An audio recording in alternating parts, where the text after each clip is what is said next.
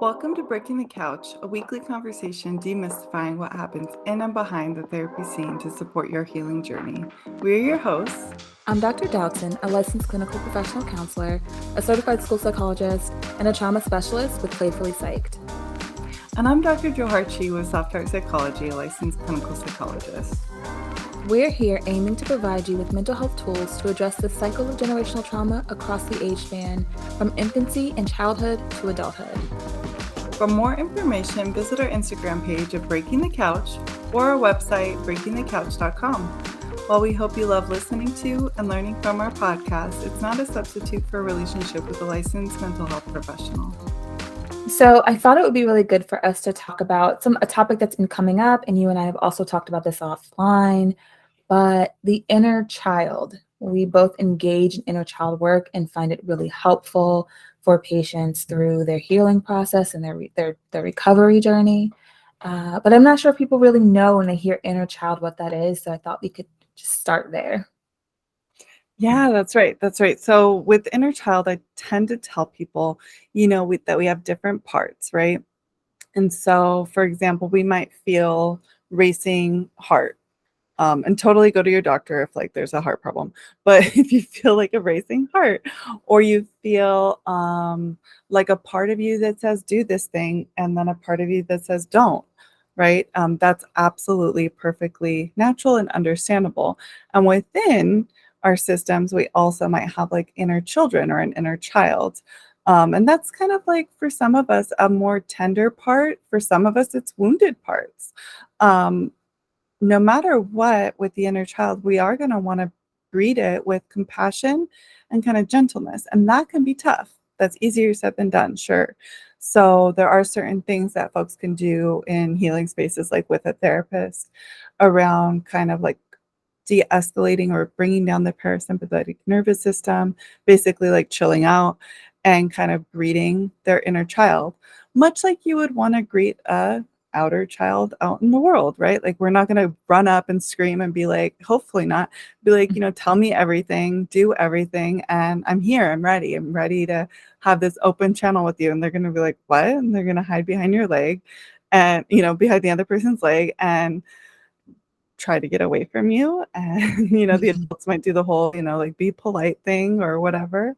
But really with our inner child, we have an opportunity to kind of ground or anchor and come to them in whatever way might feel comfortable for them. Sometimes with my inner child, it's just sitting near, and it's not even talking or asking questions, really just being near.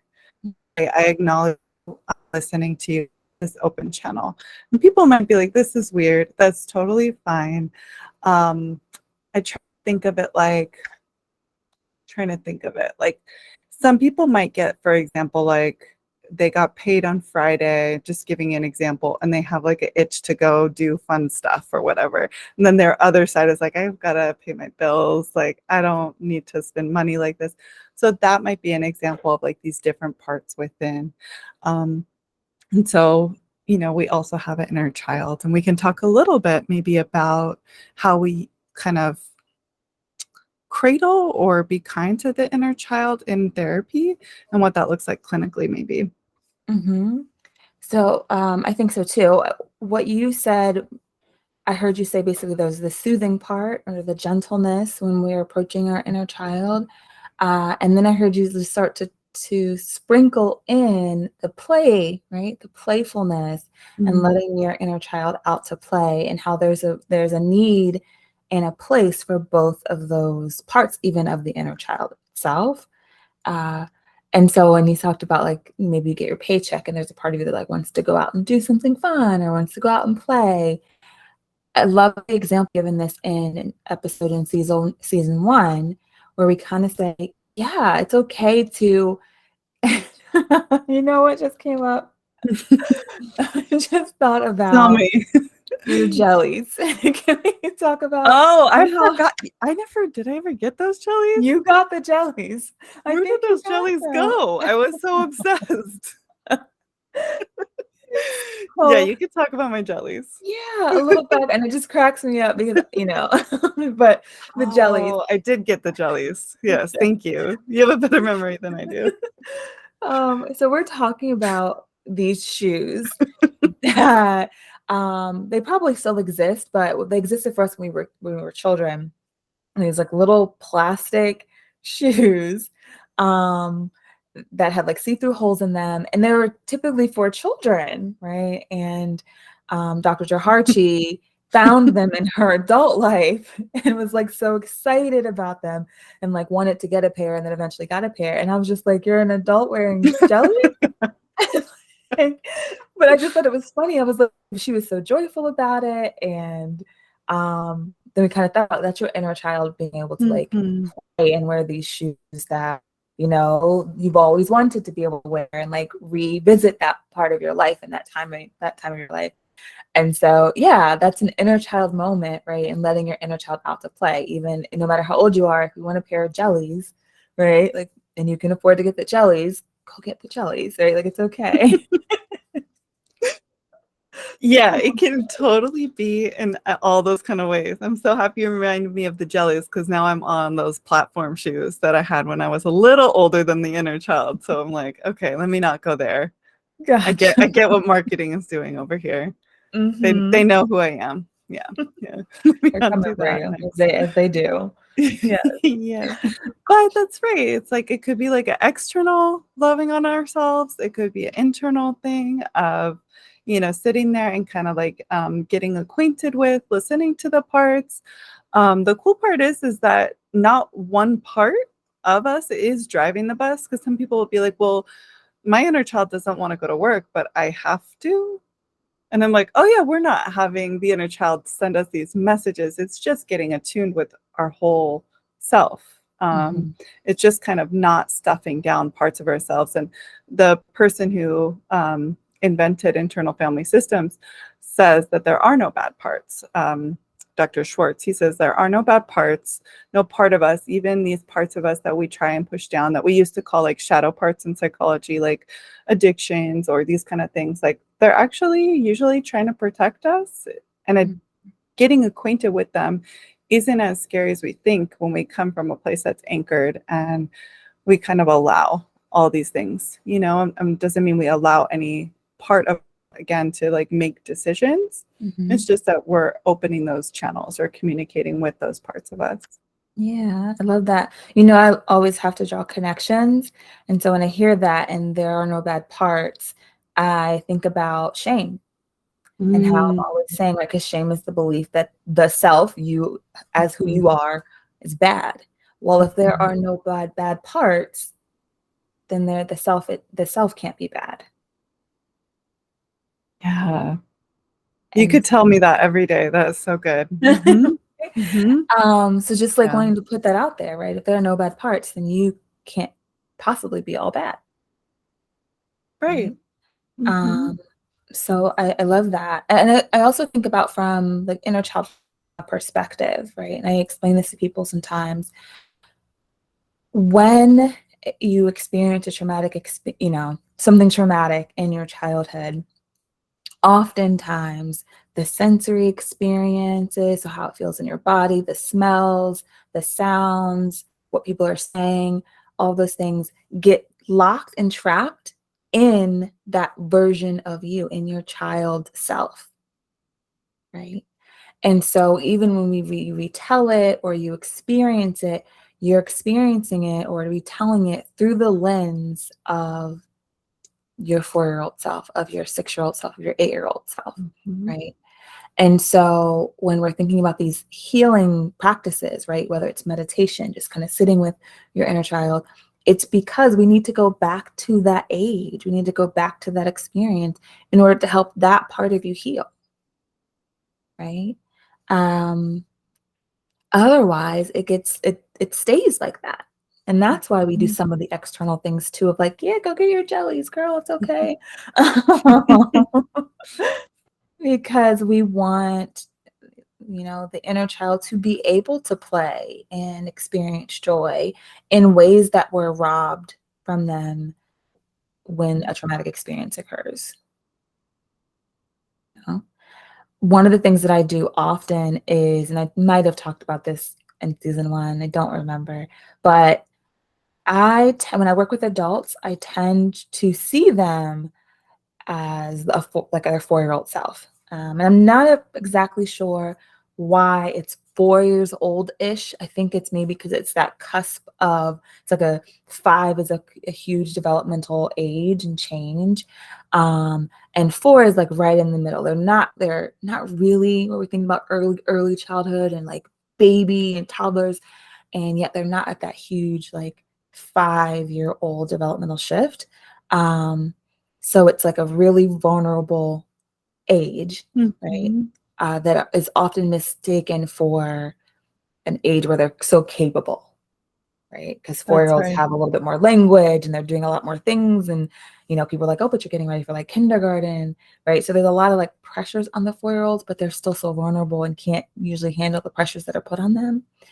And so when I'm working with adults, and I can usually there's something they're telling me, a experience that they've had, and I'm picturing their 4-year-old self, which helps me have so much more empathy and compassion and gentleness for them Right. because I'm like, Mhm.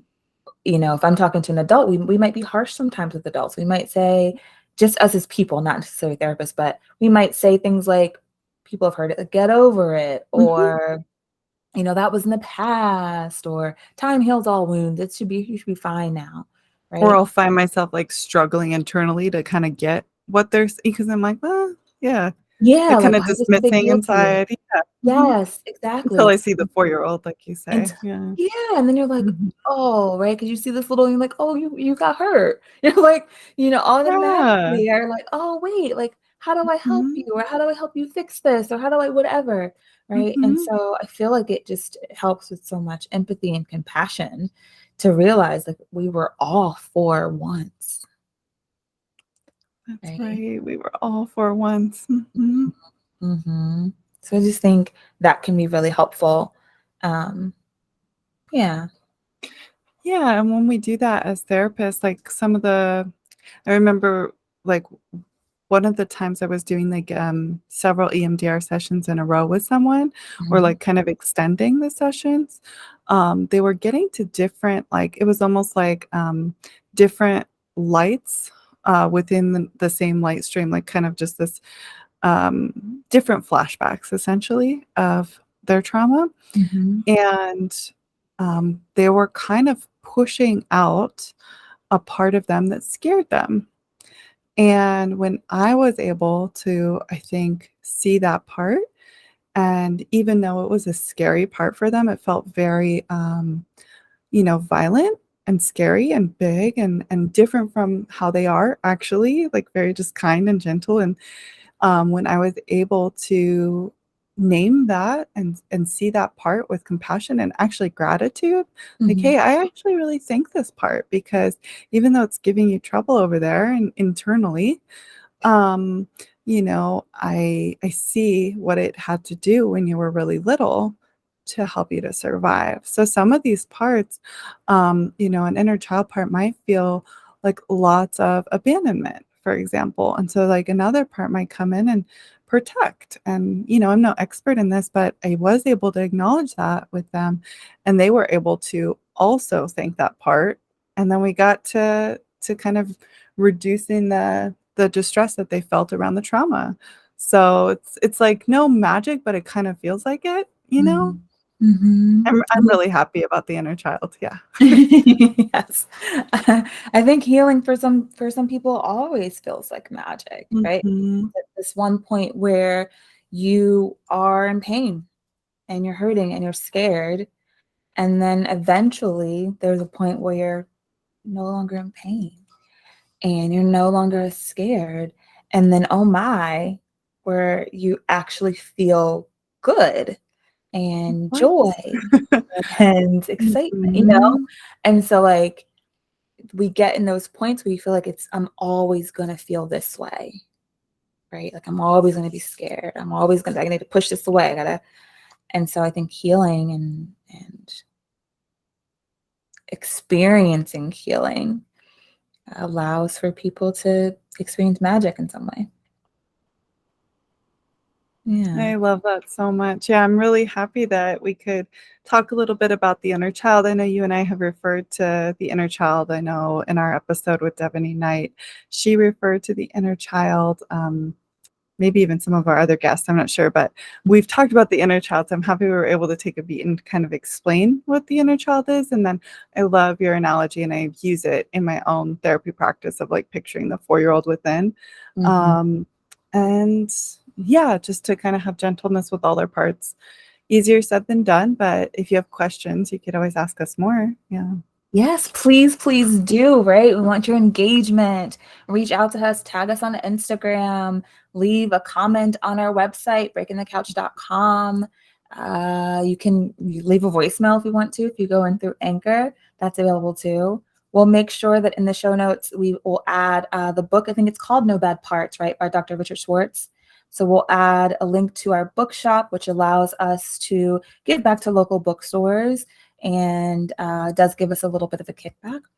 And we forgot to announce this in episode 1, but this is our farewell season. So hopefully we'll catch up with season 1, and then this is season 2. We'll have a nice full season, and then we'll be saying goodbye to Breaking the Couch. So until next time.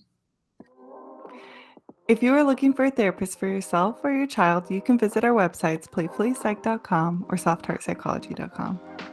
We appreciate you joining us this week and can't wait till there's another opportunity to jump on the couch with you next week.